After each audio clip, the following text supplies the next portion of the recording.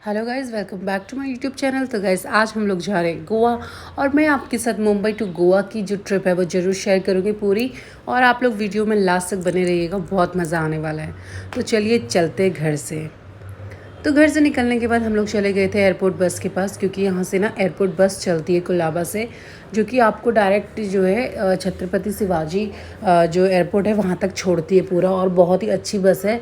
देखिए मैं तो एकदम रिलैक्स होकर सो गई थी थोड़ी देर बैठने के बाद।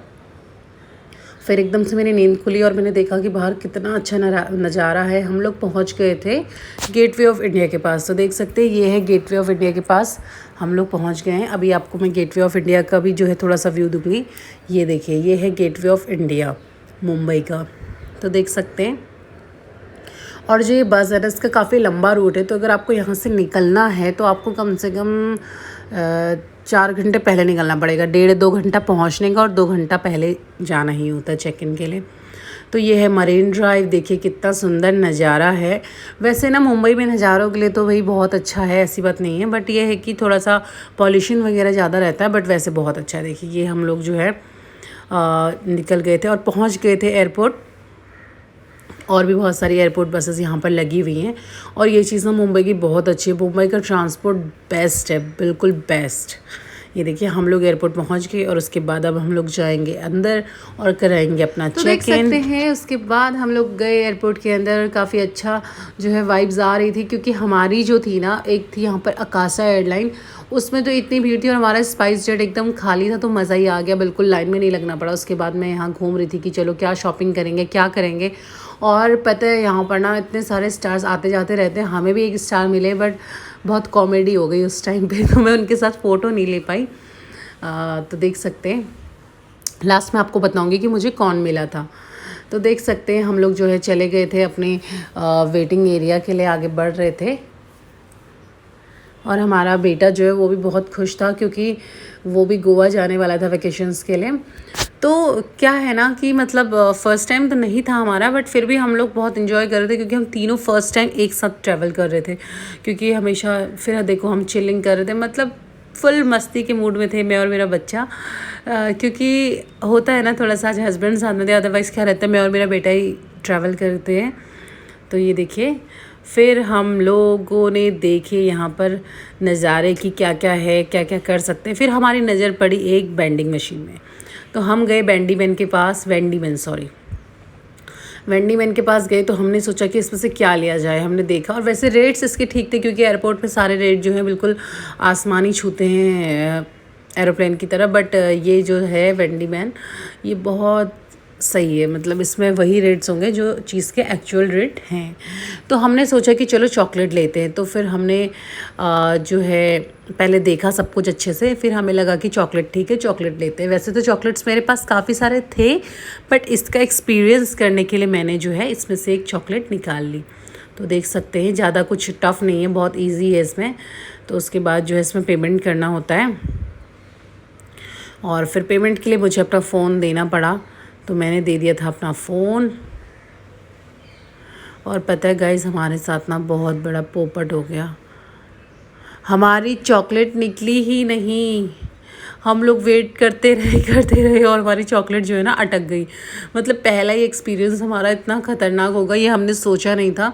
देखिए चॉकलेट जो है ना उस रिंग में से निकल गई है, बट नीचे नहीं गिर रही है। तो हमारा ना दिमाग ख़राब हो गया कि अब क्या करें, क्योंकि कोई था भी नहीं यहाँ पर। और मेरा बेटा तो बेचारा देखता ही रह गया। फिर उसके बाद क्या करते, बहुत मूड ख़राब हो गया। देखिए बाहर तो निकली थी, बट हमारे पास नहीं आ रही थी।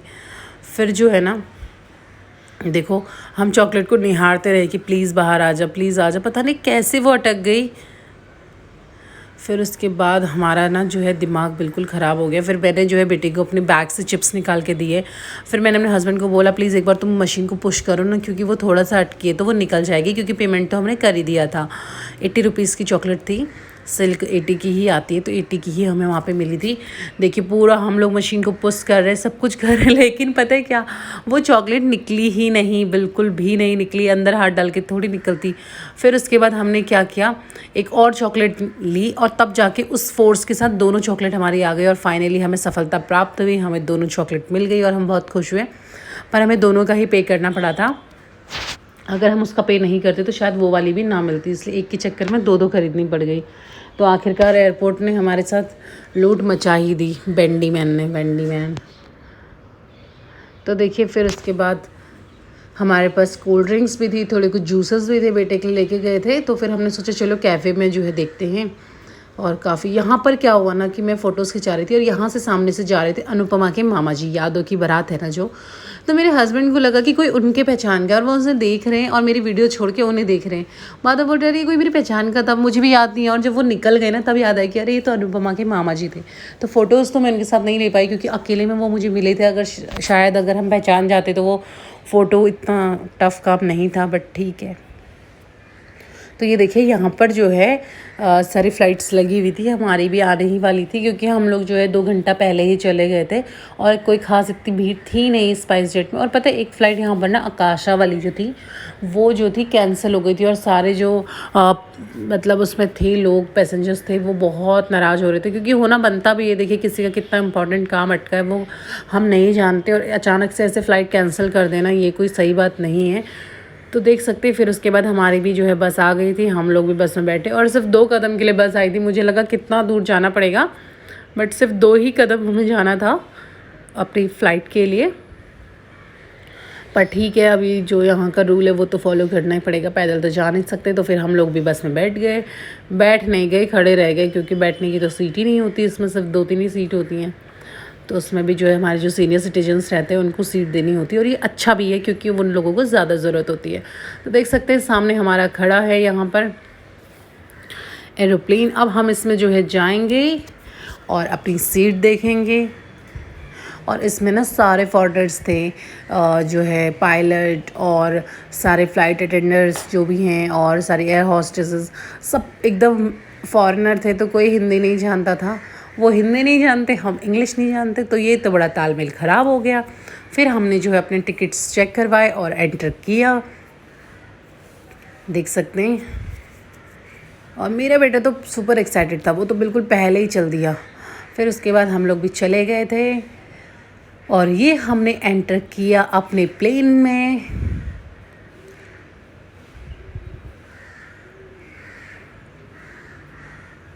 और हम बैठ गए थे अपनी सीट में, और मेरी थी विंडो सीट, मेरी नहीं थी, मतलब हम तीनों में से एक की थी, तो ऑब्वियस सी बात है फिर मैंने ही लेनी थी। तो मैंने ले ली विंडो सीट क्योंकि नज़ारे देखने होते हैं। फिर उसके बाद हमारी जो है फ़्लाइट चल पड़ी, टाइम हो गया था। फिर देखिए रनवे में जो दौड़ाई है ना भूरा भैया ने, मज़ा ही आ गया, मतलब गजब।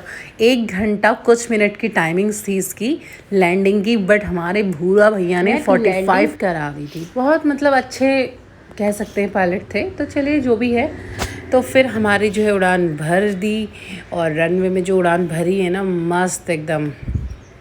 ये देखिए अब जो है हम उड़ान भरेंगे और एकदम जाएंगे आसमान में, बिल्कुल बादलों को चीरते हुए। ये देखिए, और काफ़ी अच्छा भी लगता है। वैसे तो मुझे कुछ ज़्यादा समझ में आता नहीं है, मुझे ट्रेन ज़्यादा बेटर लगती है, बट ये है कि टाइम इसमें हमारा बहुत बच जाता है, टाइम के साथ साथ पैसा भी बहुत लग जाता है। देखिए फिर हम लोग यहाँ पे पहुँच गए और हम लोग निकले बाहर की तरफ। और ये देखिए ये हमारे आएंगे भूरा भैया, ये हैं हमारे भूरा भैया जो कि हमें बाय कर रहे थे। और फिर हम आ गए बाहर, एरो ब्रिज के रास्ते हम लोग निकल गए और पहुंच गए थे फाइनली हम लोग गोवा। देखिए ना, बॉम्बे टू गोवा पिक्चर, बिल्कुल वही वाला हाल हो गया था। बस ये है कि हम लोग बस से नहीं गए तो देख सकते हैं हम लोग एयरपोर्ट पहुंच गए थे गोवा के, और काफ़ी अच्छी वाइब्स आ रही थी क्योंकि हम लोग 2-3 दिन बहुत एंजॉय करने वाले थे अपनी फैमिली के साथ। देख सकते हैं मेरी खुशी, और मेरे हस्बैंड तो बस हमेशा सीरियस मोड में ही रहते हैं। फिर हम अपने बैग का इंतज़ार कर रहे थे क्योंकि हमारा जो बैग था वो यहीं पे आने वाला था, और बहुत देर इंतज़ार के बाद हमें जो है सफलता मिल गई और बैग मिल गया। फिर हम बैग लेके निकले बाहर की तरफ, और काफ़ी जो है भूख भी लग चुकी थी क्योंकि टाइम भी हो गया था। फिर हमने सोचा कि एयरपोर्ट से कुछ हम लोग खा लेंगे हल्का फुल्का। तो देख सकते हैं यहाँ पे हम लोग ढूंढ रहे थे, काफ़ी सारी चीज़ें देख रहे थे, बट हमें कुछ समझ में ही नहीं आया क्योंकि यहाँ पर जो है ना पर्टिकुलर कुछ ऐसी चीज़ नहीं थी। जैसे यहाँ पे है ना, ये मुंबई वाले एयरपोर्ट में हल्दीराम और ये सब चीज़ें थी, यहाँ पर इतना नहीं था, बस स्टारबक्स और 2-4 कैफ़े से, कैफ़े में खाने का तो क्या ही मिलता। फिर हम लोगों ने एक टैक्सी बुक करी यहाँ से गोवा माइल्स से, क्योंकि ये थोड़ा सा सही रीज़नेबल प्राइस में लेके जाती है। रीज़नेबल क्या, वैसे भी हमारे तो लग ही गए थे। यहाँ से हमने जो है 2000 रुपीज़ में मोपा एयरपोर्ट से वास्को द गामा के दिए, क्योंकि हमारा जो होटल था वो हमने किया था वास्को द गामा में। तो देख सकते हैं हम लोग जो है एयरपोर्ट से निकल गए और गोवा ना एकदम पहाड़ियों की तरह ऐसा लग रहा था कि हम अपने पहाड़ों में घूम रहे हैं। बस ये है कि यहाँ की जो मिट्टी है ना वो थोड़ा रेड रेड सी होती है, बाकी ऐसे फील आ रहा था जैसे कि हम अपने एरिया में हैं। तो देख सकते हैं गाइस, और आप लोग ना ज़रूर कमेंट करके बताइएगा कि आपको कैसा लगा, और अगर आपने फ़्लाइट में ट्रैवल किया है कभी तो आपको कैसा एक्सपीरियंस आपका था। और हमारा एक्सपीरियंस तो बढ़िया था और आज का तो बहुत ज़्यादा अच्छा था। तो आप लोग ना कमेंट करके ज़रूर बताइएगा कि आप लोग फ़्लाइट से फ़र्स्ट टाइम कहाँ गए थे, ठीक है।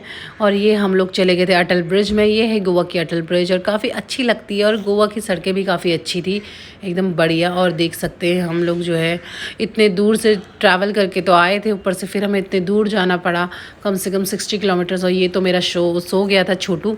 फिर उसके बाद मैंने थोड़े से गोवा घूमा, देखा कि कैसे कैसी चीज़ें हैं, और उसके बाद हम लोगों ने फिर प्लान किया हमें कहाँ कहाँ जाना है, और फाइनली हम लोग पहुँचने वाले थे अपने होटल में। तो गाइस, अगर आज का वीडियो आपको अच्छा लगा होगा तो please like share and subscribe.